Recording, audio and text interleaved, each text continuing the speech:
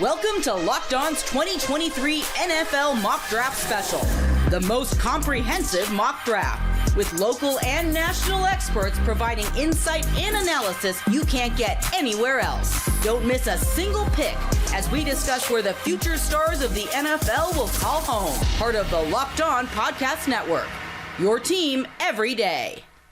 Welcome back to the 2023 Locked On NFL Mock Draft Special, the most comprehensive mock draft you'll find. It's even bigger this year, 6 episodes. Welcome to episode 2 of this series, taking you through the entire first round of the NFL draft and beyond with unparalleled insight from the war room of all 32 teams, thanks to the local experts of the Locked On Podcast Network, your team every day. And don't worry if your team doesn't select in the first round, you won't be left out. We'll be getting to those picks beyond round 1 soon enough. And throughout this entire special, this 6-episode special, you'll hear from all 32 of our NFL hosts, all of the college hosts, and the draft dudes as well, standing by in the Locked On NFL Scouting War Room, as well as Damian Parson hanging out in the Locked On NFL Draft War Room. And of course, us, your hosts. I am Brian Peacock, NFL analyst and co-host of the Peacock and Williamson NFL show and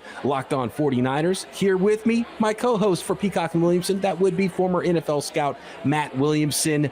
Super fun episode 1, pumped for episode 2 here, Matt. Yeah, no doubt. This is a blast. And again, I'm always blown away by the scope of the whole thing, the entire Locked On network, the knowledge of all these hosts have on their individual teams. And let's dig in, man. I mean, I think it's starting to get interesting now. We got 3 quarterbacks off the board, and it was a little chalky for the first episode, but that's how the drafts go. Yeah, super interesting. And speaking of knowledge, we've got Keith Sanchez with us this year at the anchor desk, team scout for the LSU Tigers championship team and one half of Locked On NFL Draft. A little scintillating start here to episode 2 with pick number 6. We already know now, and we got it from word of mouth. Matt Derry, the host of Locked On Lions, has this pick for sale, Keith. Yeah, I think that'll be interesting, and that's just what we talked about, right? Here come the fireworks, man, and I think we're going to see a lot of movement from teams identifying their guy, wanting to jump into the top 10 and select their guy and then, move on, right? That's part of this process. Are we thinking quarterback here? Could the Lions go quarterback? Could a team trade up for quarterback? Matt, I know you're not as big of a fan of Will Levis, so I'll go to Keith. Will Levis, is he worth a top 6 pick in the NFL draft? Man, I'm not sure. And especially if I'm the Detroit Lions, I don't think it helps you, right? Like Dan Campbell was a feel-good story last year, right? Because they finished the season good. But listen, you cannot go into next year and have the same 7-10 season, or you may not be there the year after, right? So they have to get players that can immediately help them. You feel comfortable with Jared Goff at quarterback. This defense was one of the worst defenses in NFL history. Man, find some guys defensively that can come right in, help your team, and then hopefully you can take over and beat the Kings of the North. For those of you who listened to episode 1, you know that Matt Williamson thinks that the best player on the board is Jalen Carter. There might be reasons why he's not selected this high. So, Matt, do you have another player that you'd like for the Lions if they're not able to trade this pick?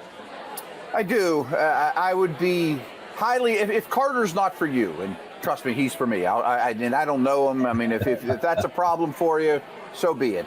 I think it comes down to the 2 corners on the board. Do you prefer Christian Gonzalez from Oregon, or do you prefer Devin Witherspoon from Illinois? They just traded Jeff Okudah to Atlanta. They did sign 2 corners, neither which are number 1 type guys. So that would be the direction I went if it's not Carter. But for me, it would be Carter. Well, the pick is in, and it looks like even though he tried, Matt Derry, the host of Locked On Lions, was not able to trade the 6th selection in the Locked On NFL Mock Draft Special. So here we go to pick number 6, Matt Derry of Locked On Lions. With the number 6 pick in the Locked On Podcast Network NFL Draft, the Detroit Lions select Kancey, interior defensive lineman from the University of Pittsburgh. Kancey is just a monster and really a disruptor in the middle. It's something that fits the mold with his high motor and with his effort and just his aggressiveness on the interior of Brad Holmes and head coach Dan Campbell for the Lions. Remember, it was many years ago that the Lions passed on the undersized Aaron Donald out of Pitt to take Eric Ebron. They won't pass on Kancey. Bit of a surprise for some people that they take him at number 6, but Kancey, fitting a need for the Lions on the interior of that defensive line as a 3 technique and an interior defensive lineman. is now headed to Detroit to play alongside Aleem McNeil, Isaiah Buggs, and those guys with the Lions. Kalijah Kancey at number 6 to Detroit. Whew, okay, did not see that one coming. Kalijah Kancey out of Pitt at number 6. And you can see why Matt Derry, if he loves Kancey, wanted to trade down in the draft and maybe get him a little bit later where most people project him. Matt, you are from the area. You've seen a lot of Pitt football. What do you think of Kalijah Kancey? Is he the next Aaron Donald? No, he's not. I think Aaron Donald's the best defensive player I've probably ever seen. So that's not fair. Poor guy's an undersized D tackle from Pitt, where I spent 3 years on the staff. So trust me, I am rooting for Mr. Kancey. I would not consider him in the first half of the first round, period. I mean, he's undersized. But the thing people don't talk about him is he has very short arms, too. I mean, he wins with quickness, leverage, and there is a role for him, but it's not an every down role. And he's very different than the defensive tackles the Lions have now. Keith mentioned this earlier. This should be a very defensive-heavy draft for the Lions, and they have a lot of draft capital. This is just too early for this player for me. Now I'm going to jump right in there, man, because when you think of Kalijah Kancey, it's the upside plays, right? It's the plays that you see flash across SportsCenter, but sometimes we know that the game-winning plays, right, are the first and 10s, and you run the ball for 4 yards to get it to 2nd and 6, keep the offensive on schedule. And I think for Kalijah Kancey, I'm not sure if he can be on the field on first downs, right? And so now you talk about from a roster management perspective, you have to draft another defensive tackle still. You have to draft a run-stopping defensive tackle to complement this guy. And we've seen designated pass rushers for edge guys. This may be one of the first times we've seen a designated pass rusher for interior defensive lineman go this high in the draft, maybe ever. So I'm shocked is quite an understatement to see Kalijah Kancey go this high. I mean, the tape is fun. He's a really productive player, super athletic. You better be athletic if you're going to be that undersized at a position. A lot of times when we see someone who jumps into the lineup as a situational pass rusher on the interior, they're a player that can play outside on early downs. He's 280 pounds. Keith, can he play an edge role maybe on early downs? Yeah, and the thing is this, you're drafting him to do that, to play the edge on first downs, right? Just because the size probably fits a little bit more. But then you also, is he going to get after the quarterback? Is he explosive enough to beat offensive tackles, right? Because that's a different level of athleticism when you're talking about playing defensive end versus defensive tackle. And like I continue to say, you still have to draft a starting level defensive tackle to play that defensive tackle when he's playing defensive end. So from a roster perspective, it gets kind of muddy. It's weird. You're talking about running in different personnels. So it's a lot to kind of compensate for Kalijah Kancey. And as Matt pointed out, the length might be a problem on the edge as well. And usually those guys on the edge that come inside have a little bit more length and arm length and are able to hold up on the edge against those albatross arms of the offensive tackles they're going up against. So the first big shock of our mock draft here at pick number 6 in the Detroit Lions. We need to see what the reaction is from our Locked On War Room as they found out about that pick. Oh, wow. What? Yeah. Pick. Oh my God. Fairness, every draft always has a pick like this. This is 100%. gives me Cleveland Farrell vibes 2019 where we're all like WTF. Wow. Oh my God. Wow. I had multiple people. Yeah. I have talked to multiple people today that we discussed what would happen if Kalijah Kancey got to 23 and if someone would trade up with me for him. That's where we thought that was. I will be honest that I was one of those teams. Kalijah Kancey. Yeah, Ross was one of those people. Kalijah Kancey was my top defensive tackle on the board for the Saints system. And if he would have been there at 23, I already had a potential deal worked out with Luke, unless somebody else was ready to beat it, to move up. I thought maybe I would be disappointed once 22 rolled around or something like that, like something in that range, and he got scooped up. Considering the Detroit Lions also have a pick at 18 in this draft, I thought maybe I'd be disappointed then. I think I'm less disappointed now that he went top 6, because at least I know I had my eyes on a top 10 prospect. No way he's going before Jalen Carter. There's no way. This is an absolutely head-scratching decision. In this fairy tale land, you had a top 10 pick, yes. We're talking about a defensive tackle with sub 31-inch arms going number 6 overall over Jalen Carter, who might be the best player in the class. They're believing that. Is this real life? This is wild. Stop bringing up Jalen Carter's name, guys. They felt that. People are going to forget. Stop mentioning Who's got the gas mask? Stop the mentioning. Yeah, exactly. It's funny because everyone likes Kalijah Kancey, but little too high. Yeah. Not quite here is what they're saying. And it sounds like there might be some hosts that are angling for the other tackle in the class that we expected to be the first defensive tackle off the board in this mock draft. I want to hear about Kalijah Kancey from the host of Locked On Pitt, who is standing by, Nick Farabaugh. Hey everyone, Nick Farabaugh of the Locked On Pitt podcast, here to break down Kalijah Kancey, defensive tackle from Pitt. When you look at Kancey, an athletic freak that teams will really have to work with. Why? Because his arm length is only 30 5/8 inches. He's 6'1", 283, but his athleticism is literally an outlier from any other defensive tackle except for one fellow Pitt defensive tackle, Aaron Donald. The measurables are all there. Is he an Aaron Donald clone? Probably not, but he's got good power. He's got really good agility. He's got potential to move out potentially to the edge because of his agility. A 6'8", 3-cone would have been the best at the combine. Actually would have been the best defensive tackle 3-cone ever recorded, according to Mock Draftable. On to Damian Parson, the host of Locked On NFL Draft. The Detroit Lions selecting defensive tackle Kalijah Kancey to improve their pass rush. I'm a little out on this pick as well, similar to the reasons for the last pick. Jalen Carter is still on the board.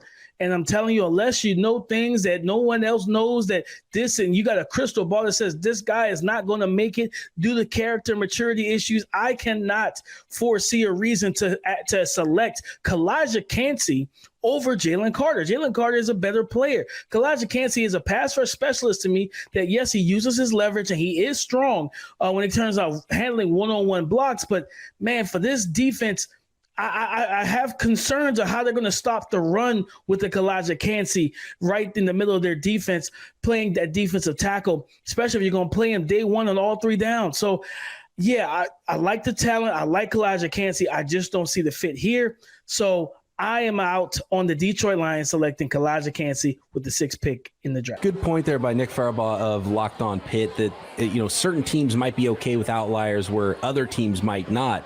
And Keith, can you recall an NFL draft that had this many outliers? We've already seen 2 in the first 6 picks.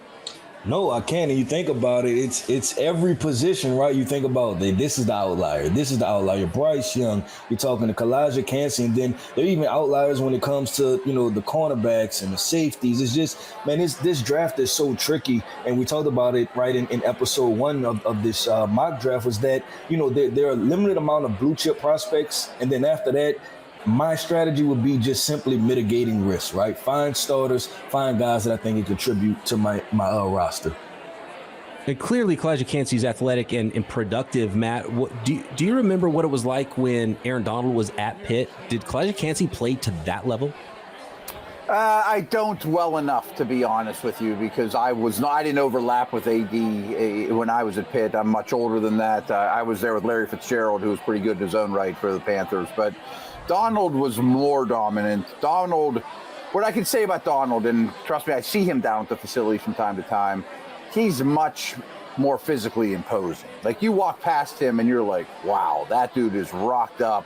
He's more powerful. I feel bad for Kancey. I mean, as I kind of mentioned, Lawrence Taylor is the only defensive player that I think I've seen that I would put over Aaron Donald. I mean, that comparison is going to come time and time again. It's just unfair. In a lot of ways, a trailblazer was Aaron Donald to allow someone like Kalijah Kancey to be talked about as a potential high even first-round pick, as he was in this mock draft.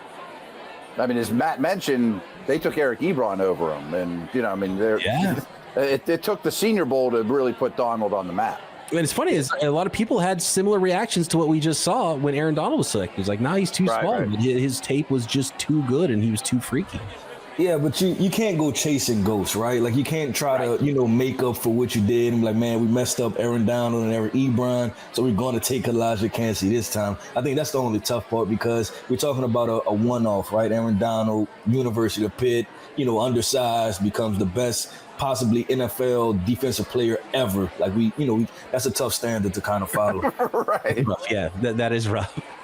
Up next, the Raiders are on the clock here, but I'm hearing the Locked On War Room is trying to wheel and deal with your boy Q. What's the asking price here? I mean, what you got, man? I've got 10, I've got 10, 30, I've got 62, and I've got a third. Y'all sound like y'all buying a stolen TV at the barbershop. Off the back. I know. You came in straight up with the back alley. What you got, guys? I was just saying, don't mention Jalen Carter and do not let Louis trade up for Jalen Carter, please. Peter, I might have to scrap our trade. Yeah, I'm gonna get boned on this because Louis and I have a handshake agreement on the 10th pick. Hey, it was only the legal tampering period, so true. What's the offer? Handshakes are just handshakes. Would you do 10? Let's see. Would you do 10, 62? Or do you want both, like, what, a first, a second, and like a trying to think here. A one, a two. Give me something good, man. Do something good for your country. I'll give you my 10th overall pick. I'll give you 62 in the second round. And I'll give you a 4th next year. Man, done deal records. It's yours, homeboy. Wow. All right. Hold on. My goodness. Yes. Trades in the top 10. Let's go. We never back do the this whole in Georgia these. defensive line from last year. I love it. We get to see how the trade sausage is made too. Yeah, that was awesome. With that little negotiation with Q and Louis from Locked On Raiders and Locked On Eagles, respectively. So we've got a new team on the clock, guys. At pick number. Doesn't even counter. Come on, Q. You could have turned that 4th into a 3rd. Yeah, I would have come tried back to with something, right? I would have tried to get the other first rounder. Like, look, man, just give me the other first round pick because the Eagles have 2. It was a strong offer though. He was right at chart value, I think, for that pick. So I think this one makes sense for both teams. Who you coming up for is the question. We will find that out next with the Philadelphia Eagles now on the clock. This episode is brought to you by FanDuel Sportsbook. Grand slams, no-hitters, double plays, they're all back, and there's no better place to get in on the Major League Baseball action than FanDuel, America's #1 sportsbook. That's because right now, new customers can step up to the plate with a no-sweat first bet up to $1,000. Just go to FanDuel.com/lockedon, sign up, place your first bet, and get up to $1,000 back in bonus bets if that first bet doesn't win. And not only Major League Baseball every day, all summer long, but we've got NBA playoffs, NHL playoffs, and of course, the NFL. I know it's not in NFL season, but NFL futures, who the next MVP, coach of the year, who will win the next Super Bowl, and of course, those tasty NFL draft props at FanDuel Sportsbook. So don't miss out and don't miss your chance to get that no sweat first bet up to $1,000 when you join FanDuel today. Just go to FanDuel.com/lockedon to sign up. FanDuel, official partner of Major League Baseball.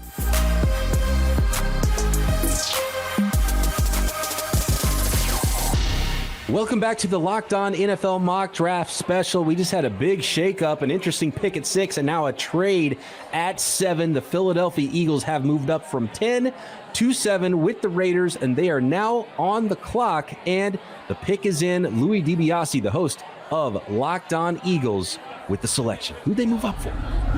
With the 7th overall pick in the 2023 Locked On NFL Mock Draft, the Philadelphia Eagles select Georgia defensive tackle Jalen Carter. Carter slipped down the board due to off-the-field reasons. There is risk to this pick, but Carter, at his top potential, might be the most talented player in this draft, regardless of position. The Eagles love to take pass-rushing defensive linemen, whether it's on the edge or at tackle. That could be Carter in this defense, pairing him back up with his former teammate at Georgia, Jordan Davis, Fletcher Cox, Milton Williams, and his former teammate at linebacker, Nakobe Dean. The thought process here, hey, that 2021 Georgia defense, one of the best in college football history. Let's recreate that in Philadelphia. Moving up from 10 to 7, the Eagles give up that 10th pick, their second-round selection, and a 2024 fourth-round pick. The Eagles already don't have a lot of draft picks in this draft, so they go with quality over quantity. Maybe now we'll trade down from 30 to recoup some future assets. I'm Louis DiBiase for Locked On Eagles. Jalen Carter,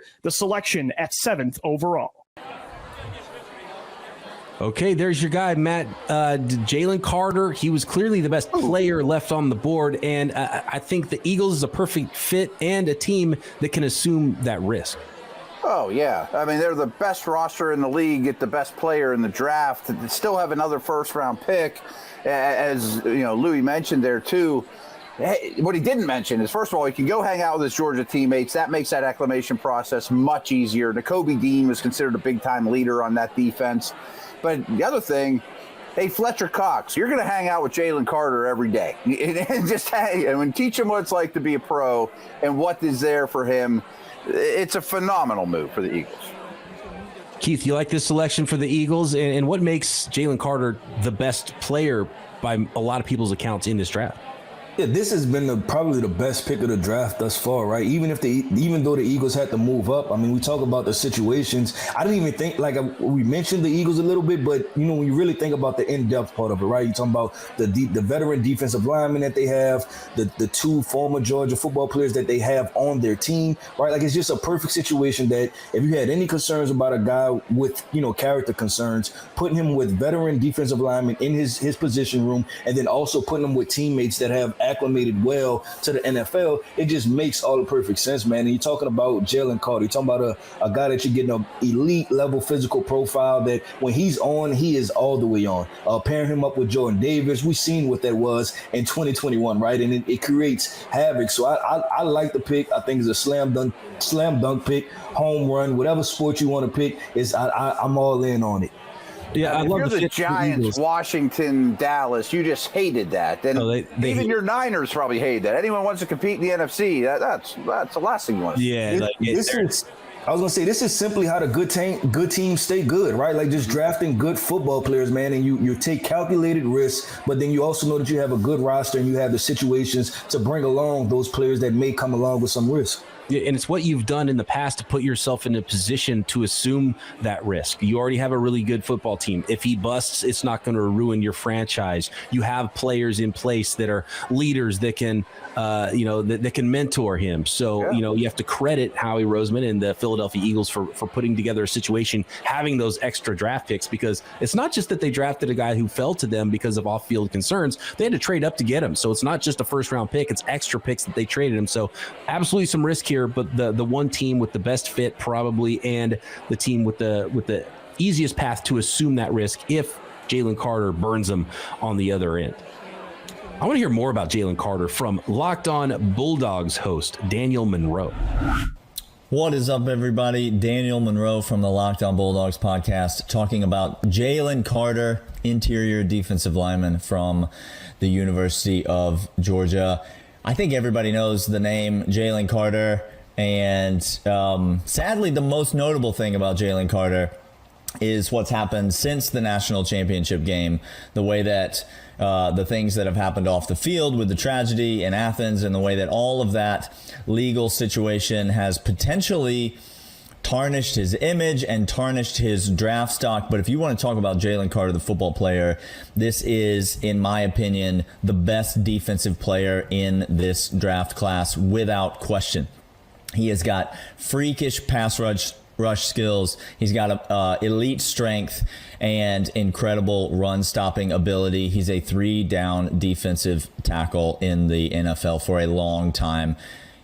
Any team would be incredibly lucky to have him. Not only maybe the top talent in the 2023 draft, but even better than his teammates that were first-round picks on that same line in Georgia from the 2022 draft.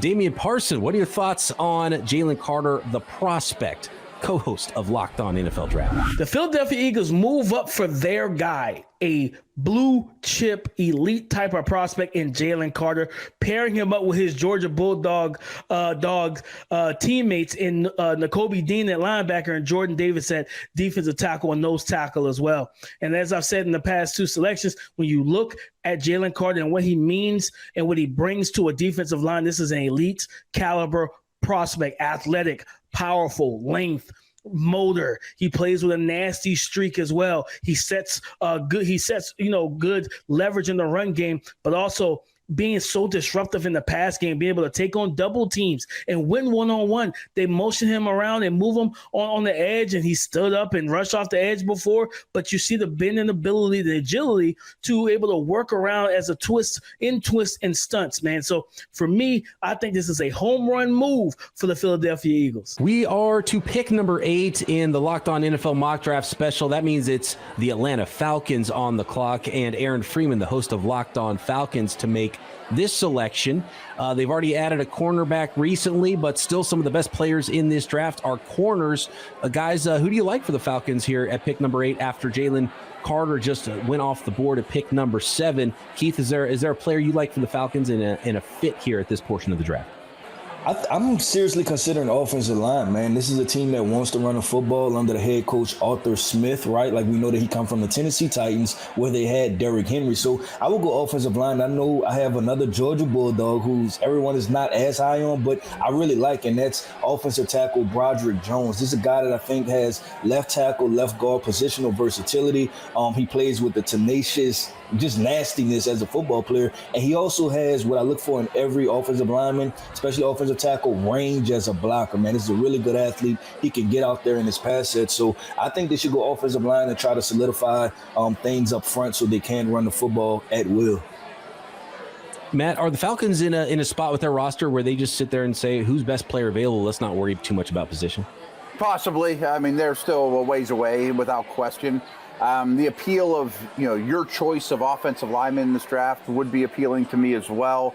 I think there's a run on those guys coming here real soon. These next 5 or 6 teams could all use offensive linemen. But they've been really aggressive with their defense, too. I mean, I'm not the biggest Lucas Van Ness fan. I like Miles Murphy. I'd consider those guys. But I think the 2 best players on defense on the board are the 2 corners, Gonzalez and Witherspoon. You guys didn't mention quarterback. Will Levis, or are you going to roll with Desmond Ridder? I'm doing one more year of Ridder and just see what that looks like. Yeah, and if I really want to shake up the NFL community, I'm going Bijan Robinson right here. Ooh, that's a great fit, actually. I like it. Well, let's see if Aaron Freeman shakes up the community. The pick is in. Aaron Freeman, the host of Locked On Falcons. With the 8th pick in the Locked On podcast mock draft, the Atlanta Falcons select Oregon cornerback Christian Gonzalez. Hello, I'm Aaron Freeman, host of Locked On Falcons. And with this selection, the Falcons get the top cornerback in the draft. And what I like about Gonzalez is he's big, he's fast, he's smooth. And I'm looking forward to the friendly competition between him and A.J. Terrell, vying to see who is the top dog in the Falcons secondary. And it's only going to make both of those players better moving forward. The Falcons defense has been a weakness for many years, and that should all end thanks to a defensive back room that now features Gonzalez, Terrell, Jesse Bates, Richie Grant to form what may be one of the best secondaries in the NFL for many years to come. For more Falcons draft coverage, follow Locked On Falcons on YouTube or wherever you get your podcast, part of Locked On Podcast Network, your team every day. So Christian Gonzalez is the selection, the first cornerback off the board in the 2023 Locked On mock draft special. And guys, when you've got as much talent they have and some serious size now and athleticism at cornerback, the question is, how does he fit? Does he roll right into the starting spot? And was Gonzalez the best corner in this draft? Matt, I'll go to you first with part of that question. Okudah was just traded to the Falcons, but he's only 1 year left on his contract. You can sit Gonzalez until he's ready. He comes in, he's the starter year 2. You can do a 1-2-3 situation. But clearly, cornerback has been a huge need for the Falcons, something they're attacking this offseason. Yeah, their pass defense, starting with the pass rush as well as the coverage players besides Terrell, have been a problem now for a couple of years. So I have no qualms with the pick. I honestly don't even care how it fits on week 1. Maybe one of these guys plays out of place a little bit in the slot. Having 3 quality, talented corners is an item that every team wants. So I'm cool with this pick. Yeah, I'll jump in and say this, right? What's better than 2 man-to-man corners? 3 man-to-man corners, right? Right. We spend a lot of time in nickel, man, and you figure it out, right? That's why we have training camps to figure out, man, where does everybody fit, right? What personnel packages are we talking about? Who plays in the slot? It may be AJ Terrell, right? And Jeffrey Okudah and Christian Gonzalez play on the outside, which if you ask me rolling into the 2023 NFL season and I'm an Atlanta Falcons fan, am I happy about that? And I say, heck yeah, I am. So I think it's really good. I know you mentioned, Brian, about Christian Gonzalez versus, the field and who I think is the best cornerback. I think this is the best cornerback, man. I think this is the most fluid. I think he's the most smooth. I think he has ball skills. Everything transitions well. And the most difficult thing to do is play man-to-man, and I think he does that effortlessly. I'm a Devon Witherspoon guy myself out of Illinois. I think he's the best corner in this class. I know he's not as big, but man, the competitive nature and the athleticism, I really like Witherspoon a lot. Not going to fight anybody who likes Gonzalez because he is a really good prospect and checks a lot of boxes at corner, which is why he was the number one cornerback selected in this draft. And we could debate who the best corner and the best defensive back in this draft is all day long, but let's check in with the Locked On War Room and see what Q Myers, your boy Q, the host of Locked On Raiders, is talking about there after trading out of pick 7. It's really about what flavor Kool-Aid you prefer, man. Witherspoon's a hell of a DB, and Gonzalez is too. Both those guys, I think they could be solid in the NFL. So it just depends on scheme fit with the team. Like I said, grape or red when it comes to Kool-Aid, man. Well, I was going to say red or blue, but yeah. Keith, red or blue Kool-Aid? First of all, red by far is not close. And even with the cornerback discussion, I'm going red Kool-Aid, which is Christian Gonzalez Kool-Aid. That's what I'm going with. You a Kool-Aid guy, Matt? Not for the last 40 years. Okay. Well, probably in college mixed with something a little harder, probably. Right, yeah. Matt Williamson, yeah, like the neon-colored beverages. All right, let's go to Spencer McLaughlin. He is the host of Locked On Ducks for more on cornerback Christian Gonzalez. Christian Gonzalez, cornerback, University of Oregon, one of the best pure corners in the 2023 NFL Draft. Spencer McLaughlin here for Locked On Ducks. Gonzalez began his career at Colorado, finished it this past season at Oregon, and blossomed into one of the best corners in the country. He's got great twitchiness. His hip movement's really good. His ball skills could use a little bit of work. Did have 3 interceptions and 7 pass breakups this year. He's an excellent tacker, great in man-to-man coverage. His zone instincts are really, really solid. And he's just a guy that Oregon had to have out on the field. Their pass defense struggled all year, and he's the guy who you were asking, what would it have been had Christian Gonzalez not been there? Was able to take away the other team's best receiver and severely limit him week after week. He's a really, really good pure corner who is sneaky good in the run stopping department. He's a really, really sure tackler and one of the best corner prospects in the draft. His stock has been rising for a reason. I wonder how Keith's other half, co-host of Locked On NFL Draft, Damian Parson, feels about the selection of Christian Gonzalez at number 8. The Atlanta Falcons still go cornerback with Christian Gonzalez out of Oregon, and I love this pick. He is my highest graded corner. You talk about a guy that makes everything look easy. Movement skills, footwork, hip transitions, man-to-man coverage, zone coverage, improved ball skills, and he's a top-tier level athlete. So you're not going to run by him, but also if you do get him off his spot, if you do turn him around, he has the fluidity to get back in phase from being out of phase. So you look at a guy that has everything: height, length, athleticism, smoothness. He just makes everything look so easy. And to pair him up with Jeff Okudah and AJ Terrell, you can really mix and match your coverages. So I'm telling you right now, Atlanta Falcons fans, this pick could really help you make headway and really prepare yourself to take over the NFC side. The tumble for Kentucky quarterback Will Levis continues. Will he come off the board in the top 10? We're wrapping up with the Chicago Bears and Las Vegas Raiders, who traded back from 7 to 10 next on the Locked On NFL Mock Draft Special.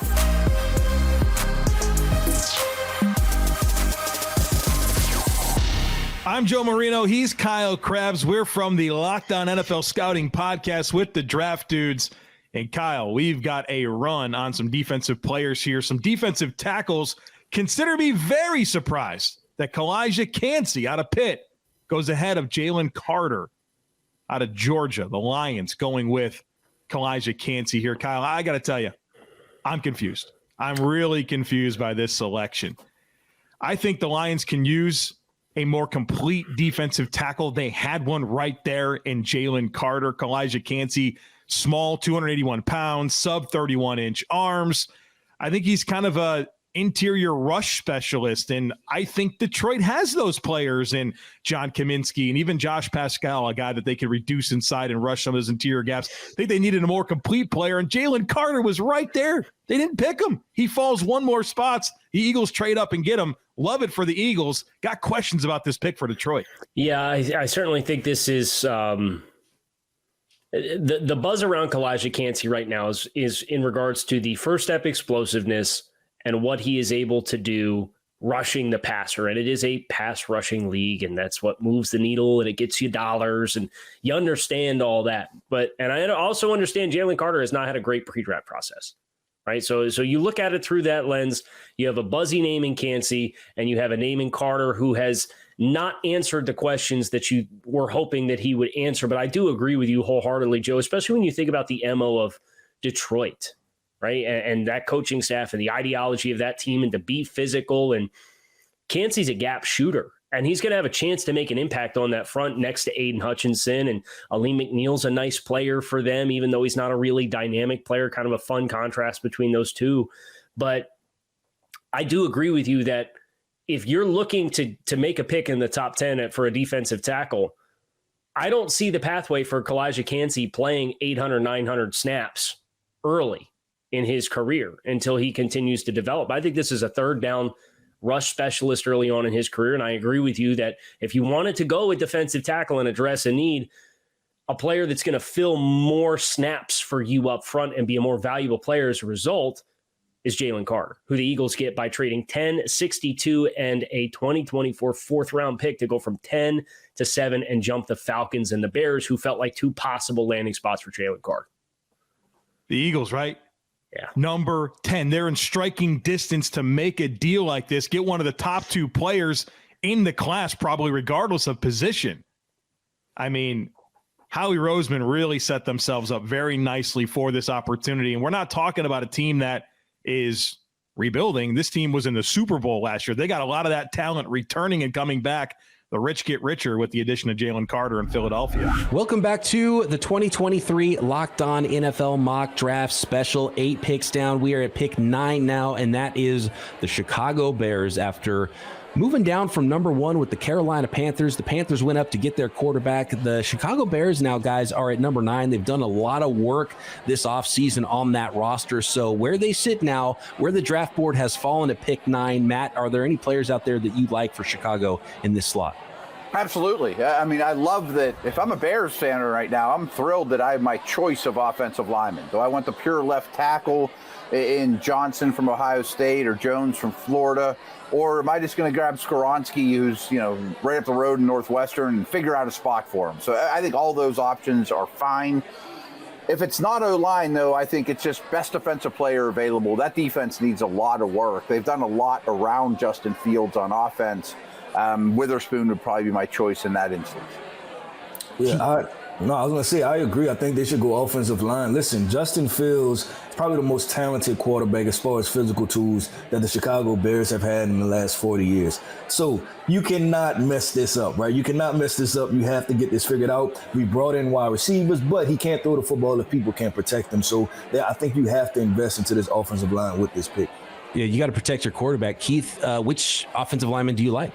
Yeah, I'm going to repeat, right? I'm going Broderick Jones, but I don't mind Peter Skoronski here, and here's the reason. That this offensive line for the Chicago Bears, they have multiple holes. And a guy like Peter Skoronski, we know the length conversations, but everything profiles the fact that he can play guard for you. So this is a guy that you can bring in and you go to training camp and you say, you know what? You're going to play whatever position we're worst at. And then you put him in that spot, and then you have a starter. With Broderick Jones, there's a ton of athleticism, a ton of upside. There's a similar amount of upside with Paris Johnson. Is there a reason you like Jones over Johnson? Yeah, I think that Jones, he's more physical. Like when you watch him, this is a big guy that moves. Like he reminds me somewhat of last year's offensive tackle, Ike Mekwanu, a guy that just had extreme punch power, very fluid. And when it comes to the run game, we're talking about moving bodies, size and mass matters, right? And Broderick Jones has both of those over a guy like Paris Johnson.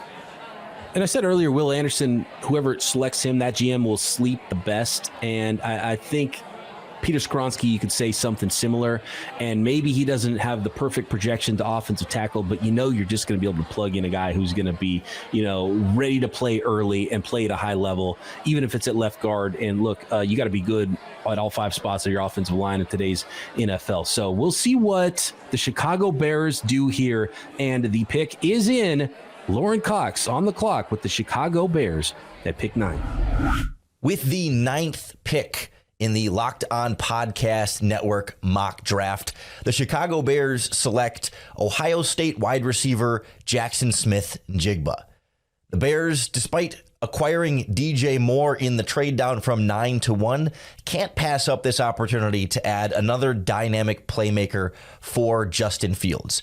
You can never have too many good wide receivers for a young quarterback. And picking in the top 10, I felt like I had to go best player available and one that also just happened to also make my quarterback's job easier.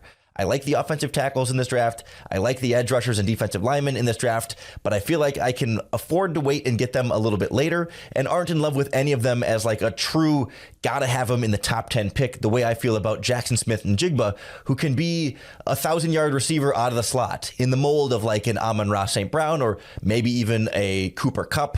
He might not have like top end, top speed, but he's a great route runner, a plug and play player who will crack this wide receiver lineup right away as a rookie and really give the Bears someone to be excited about for the future. I love it. I didn't see it coming when he said Ohio State. I thought I was going to say Ohio State offensive tackle Paris Johnson, but he said Ohio State wide receiver Jaxon Smith-Njigba. Matt, he helped out his quarterback, but a different player than we expected. I adore Smith-Njigba. I think he's clearly the number one receiver. I think he's a 100-catch-a-year type of player. And to be very honest, when I have a young developmental quarterback, I get greedy with receivers. I still wouldn't have went this direction. I just thought the O-line, if you're going to go offense, made more sense. Yeah, I agree. It's tough. One thing I want to know, Keith, from you, just from a prospect standpoint, if you're okay with your offensive line, is Jaxon Smith-Njigba as good of a prospect as some of those offensive tackles we talked about? If you're just saying we want the best player? Yeah, I think if you're looking at it from that perspective, yes, because in these offensive linemen, they do have question marks, right? And if you're throwing everything else and it's just a big board and you're grading players solely on, just their rankings, Jaxon Smith-Njigba is ranked above some of these, all of these offensive linemen. But like I say, it's tough because that the help that the quarterback needs. So I don't hate the pick and also don't love the pick because it's still, it's a net positive for Justin Fields, but I would rather go offensive line here. Oh, just open up that offense now, though. DJ Moore and Jaxon Smith-Njigba, and we didn't really see what Claypool is going to be a full offseason there.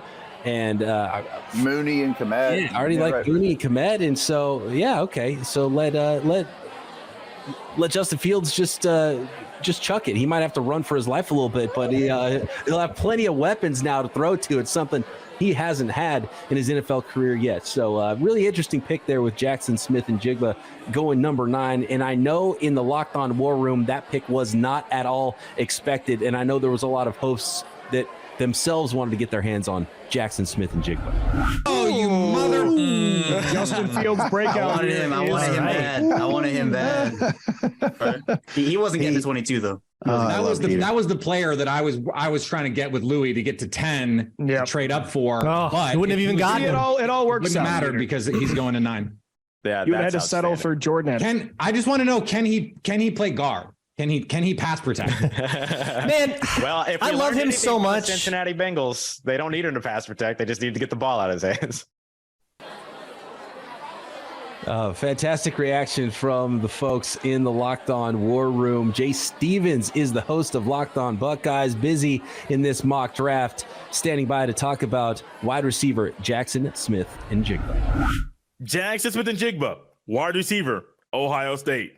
The 2022 Rose Bowl offensive MVP is the type of route runner and separator that every NFL team should want in their wide receiver room. What's up, guys? My name is Jay Stevens, the host of Locked On Buckeyes, and some people might wonder if Njigba is healthy. Some people might wonder, does Njigba still have it? Well, after his performance at the NFL Combine and after his performance at Ohio State's Pro Day, I think it's safe to say he still has it. This young man plays to a top speed throughout his route. He is athletic and smooth while catching the ball on the run. He might be limited at the next level, but that limit does not limit him while the ball is in his hand. If you want a guy who can be a good, solid slot receiver in the National Football League, look no further than Jaxon Smith-Njigba. Keith, is Jaxon Smith-Njigba far and away the best wide receiver in this class? I have to say no. I understand the argument for wide receiver one. Him being up there, he's definitely my top two. But the other guy I have to throw in is TCU's wide receiver, Quentin Johnston. And it's more of like we talked about the quarterbacks, right? Upside versus proven. Quentin Johnston, he has the upside. Talking about a big guy, physical, can go get the football. Then you're talking about Jaxon Smith-Njigba, who, some people want to relegate to the slot, but is also extremely productive. So I like both of those guys. Understand the argument for wide receiver one, but I think that the conversation is a lot closer as far as who's going to be wide receiver one or who is wide receiver one. All right, let's see if your partner in Locked On NFL Draft agrees. Damian Parson to break down the prospect that is JSN. Justin Fields gets another weapon, and it's an Ohio State receiver. Jaxon Smith-Njigba. I love this pick. Yes, DJ Moore's there. Yes, Darnell Mooney and Chase Claypool. But you get a guy who can be the point of the passing offense in terms of the chain mover. You could throw him in the slot. I think he can play some movement Z with his body type, with his quickness and route running. JSN brings so much to the table. One of the best, if not the best receiver in the 2023 NFL draft class. A guy that can win one-on-one and create separation for Justin Fields, and he can win quickly. Plus, he meshes well with the other three guys I just named in the receiver corps. So for me, this is an awesome pick for the Chicago Bears, and Justin Fields is going to be really happy about it. All right, we are to the end of episode 2 here in our 6-part series, the Locked On Mock Draft Special, and that 10th selection is the Las Vegas Raiders, who traded down from 7 with the Philadelphia Eagles. Eagles went up to get Jalen Carter, defensive tackle from Georgia, and so that means some decisions to be made for the Raiders here at pick 10. Who do you like for the Raiders, Matt, as they stand now after moving down a few spots, and do you like this trade now that you see who's on the board for them? If Jalen Carter wasn't for you, which apparently he wasn't for Q, then this is a great trade because you might get the guy you took at 7, whether that's Witherspoon versus Gonzalez. I know Gonzalez just went, or your choice of offensive lineman. I mean, to me, that's what it comes down to for the Raiders. Now you have an extra pick in the process. I would probably go with Witherspoon because I think he's, well, I honestly don't know. Those 3 offensive linemen and Witherspoon would all be graded about the same for me through Raiders' eyes. It is a deep corner draft. Now you have that extra pick. I think I'd go with one of the offensive linemen. Masterful by Q moving down here. All the offensive linemen there, corner. Which way do they go, Keith?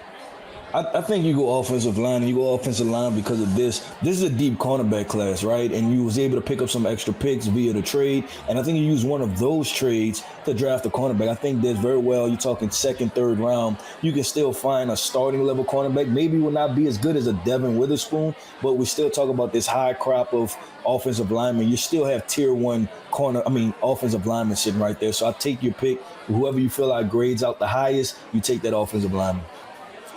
Q Myers up with the pick. Your boy Q, who you going to select for Locked On Raiders at pick 10? What's up? It's your boy Q, host of the Locked On Raiders podcast. The NFL draft is upon us, and the Raiders had the number 7 overall pick. And right before I decided to make the selection at number 7, got hit up by the Philadelphia Eagles, who were interested in trading up. So I decided to go ahead and pull the trigger on a trade. Went from number 7 to number 10. Picked up, obviously, pick number 10 overall in the first round, and then also picked up pick number 62, which is in the second round, giving the Raiders 6 total picks in the top 105 and 13 total picks in the NFL draft, which is plenty of draft capital to turn around, especially the defensive side of things when it comes to the silver and black. Also picked up a 2024 4th round pick, so a little bit of ammunition for the next draft as well. So only had to move back a couple spots, still was able to get a difference maker on the defensive side of things. And with the 10th overall pick in the 2023 NFL draft, the Raiders selected Devin Witherspoon, cornerback out of Illinois. The guy is a man-to-man corner, a guy that will really put his nose in there and tackle.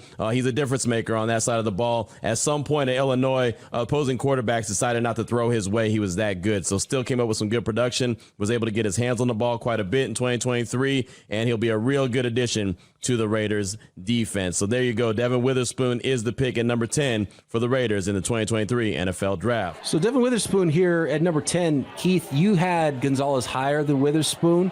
So is it that you don't think that Witherspoon's worthy of this selection? Is it the size? What would worry you about this pick for the Raiders? Can I be honest, Brian? There's a lot that somewhat bothers me about this, and it's more so about the franchise, right? Like, what direction are we going? We're drafting a cornerback in the top 10. I understand moving down for draft compensation, but you have a quarterback situation on your hands. Jimmy G is presumed your starting quarterback. When we see Jimmy G at his best, right, it's because he's surrounded with a good offensive line, a run game, wide receivers, tight end, everything else. And drafting a corner, I don't know that it necessarily helps Jimmy G. And I just the fit kind of it confuses me a little bit, and I'm not sure the direction the Las Vegas Raiders are trying to go. Period, because I don't know if Devin Witherspoon is a franchise pillar type player. I think he's a starter. I think he's a good football player, but I'm not sure if he's that transcendent name that will completely elevate an entire defense. Hey Matt, the Locked On War Room here, letting the offensive linemen slide down the board a little bit. They just are the big guys just not sexy enough for him? What's going on here? Maybe. I don't quite understand it, because there's been a couple landing spots here, of late. The Bears, the Raiders, we got the Titans coming up here soon, the Jets, the Patriots, so Washington, the Steelers. I mean, all these teams are very offensive line needy, and it's a premium position. So that might be one of my criticisms of the Locked On War Room is, hey, you're taking O-line a little too lightly. The offensive line is really important. I can't fault Q for the pick of Witherspoon if he thinks he's a better player, though. Yeah. And right now, the Raiders need to add as many good players as they can. And so if he's a better player and you think you can get some offensive linemen later, then I'm okay with it. So, and I think I'm a little bit higher on Witherspoon than some others, but I really like him there. And I think it's a good pick by Q here for the Las Vegas Raiders. And it's not the talent of the pick that has the Locked On War Room talking. It's the size that Locked On Bills host Joe Marino isn't in love with. And, Joe, I always love Joe's opinions, by the way, when it comes to the NFL draft. He is one of the draft dudes. So when Joe speaks, it resonates with me a little bit. So let's go to the War Room and see what they think about the pick at 10. How do the Raiders go with a corner here? I know that's a big need, but the trenches are such a problem. You have your choice of offensive linemen right here. I think that needed to be what you did with this pick. I don't know. Is Duke Shelley not the best corner in Las Vegas right now? It's a disaster over there. I think this is a great pick for them. Yeah. Big people over little people, though. To me, it's like best player available. Joe, did you just quote Chip Kelly? I don't know if I did or not, but I think there's some offensive tackles well worth this pick. And yes, sir. Man, would you have felt better if it was Joey Porter? If the only problem is like big people? No, absolutely not. I think Devin Witherspoon's a better prospect. It is a big man's game, guys, and the big men need some love too. So we'll see if offensive linemen start flying off the board in episode 3 of the Locked On NFL Mock Draft Special. But first, more on Devin Witherspoon, cornerback out of Illinois, from one of our college experts, Jimmy Stein. Hey, let's talk about Devin Witherspoon. He is a cornerback from the University of Illinois. He is outstanding. Here's an interesting thing about Devin. Not everybody's going to know. You're like, how did Illinois end up with a cornerback that might be a top 10 pick in the NFL draft? He's actually from SEC country. He's from Pensacola, Florida, Pine Forest High School. And did Alabama, Auburn, Georgia, Florida, those are schools that traditionally recruit the Pensacola area really well. They missed one. Well, Witherspoon went to Illinois, just an outstanding player. I think he'll be the top cornerback in the draft. This is Jimmy Stein from Locked On Bama. What makes Witherspoon so interesting is not only is he the best cover corner in this draft, he's the most physical corner in this draft. Good point about physicality. It's one of the things I like a lot about Witherspoon there. Let's see what Damian Parson has to say about it. One half of the Locked On NFL Draft Podcast. Las Vegas Raiders select Devin Witherspoon, corner out of Illinois, and he is the most physical corner in this class. This young man plays very well at the corner position on the island, out wide, in the slot, off coverage, press man, zone. He has great feet in terms of the transition and the quickness. A really good athlete as well, but he hits like a safety. So he's going to bring that physicality. He's going to bring some oomph to this defense and some attitude. And with a Max Crosby and Chandler Jones hopefully getting back to a higher level of play that we're accustomed to in 2023, having a Devin Witherspoon that could really make plays on the football, but also make plays in the run game. He's a complete type of corner. He's my CB2. Raiders, be happy about this. Before we wrap this thing up, guys, episode 2 of the Locked On NFL Mock Draft Special. Those 10 picks are now done, but I want to hear from the draft dudes who have got some thoughts here on the winner of the top 10 so far. So let's hear from Kyle Krabs and Joe Marino, the draft dudes from Locked On NFL Scouting. The top 10 here is in the books, and when I look back on this slate of picks, I can't get over the Philadelphia Eagles landing Georgia defensive tackle Jalen Carter. What a great fit. What a perfect opportunity for him to go into a place here where there's a need and there's a really stable situation. Fletcher Cox is back. Brandon Graham is back. A couple of former Georgia teammates there in Nakobe Dean and Jordan Davis for him to come in and be comfortable and really develop and maybe help with some of the maturity questions that exist with Jalen Carter. What a stable operation for him to step into. Obviously a guy that has a ton of high impact potential as an interior defensive lineman. He can rush, he can defend the run, and he's going to make a really dynamic defensive line, a line that, what, they have 70 sacks last year? They can just add a Jalen Carter.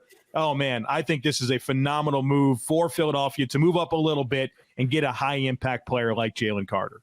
That works out pretty well, Joe, because my favorite pick from 6 through 10 is the other team that was involved in that trade. And the fact that they got the draft capital they did is part of the reason why. The Raiders trading back from 7 to 10, they get 62, they get a future mid-round pick, but then they draft Devin Witherspoon from Illinois at corner. And this is a really physical, scrappy dude. He tested well. And then you look at it from the Raiders sense and you ask yourself, okay, who's in our defensive backfield right now? And you got corners like David Long and Duke Shelley and Brandon Faison and Amik Roberts and Nate Hobbs. And you got a top 10 pick in Devin Witherspoon to play in the AFC West, where you got to be able to defend against Patrick Mahomes and the Broncos wide receivers. And we'll see what Sean Payton's able to do with that offense, and Justin Herbert. You needed some firepower in the defensive backfield, and you got an extra day 2 pick, where I think the value in the middle of day 2 is probably one of the sweet spots in this draft class. So for me, it's the Raiders, it's the pick, the marriage of value of the player, need on the roster, getting extra draft capital in an area where you're going to probably have surplus value on Friday night when you make that pick at 62. I really like the package as a whole for the Raiders and what they were able to do here in the top 10. Looking at those teams that are up next, guys. So we've got the Tennessee Titans, we got the Houston Texans, New York Jets, New England Patriots, Green Bay Packers. All of them could use offensive linemen. We got to see some offensive linemen flying off the board, right, Keith? Yeah, I was thinking about it. I'm like, offensive line. So all of those teams, man, can definitely use offensive linemen. And we're going to run into a point where offensive line is just simply the best value, right? Per taking a wide receiver or, another defensive lineman, anything like that. I think so far, man, our Locked On general managers, they're interested in selling tickets, man. We keep going with these small guys that are flashy. You got to make some money, right, Matt? I mean, that's what this is all about. We just saw Washington Commanders franchise get sold for $6 billion. Do offensive linemen sell tickets? Come on. Wins sell tickets, and offensive linemen get you wins. And, 5 of the last 6 picks have been on defense. I think that run is a long overdue change towards the offensive lineman. I would expect that to be how day 3 of our coverage digs in here quick. But we also have Will Levis looming, and Bijan Robinson's an interesting name to start throwing around soon too. Yeah, a lot of good players still left on the board here as we finish up day 2, go into day 3 of the Locked On Mock Draft Special presented by the Locked On Podcast Network, your team every day. And don't forget, you can find the entire special on both audio and video at the Peacock and Williamson NFL Show, Locked On NFL Draft, and Locked On NFL podcast feeds. For Matt Williamson and Keith Sanchez, I'm Brian Peacock. We'll see you for day 3 and the rest of round 1 and beyond on the Locked On Mock Draft Special, part of the Locked On Podcast Network, your team every day.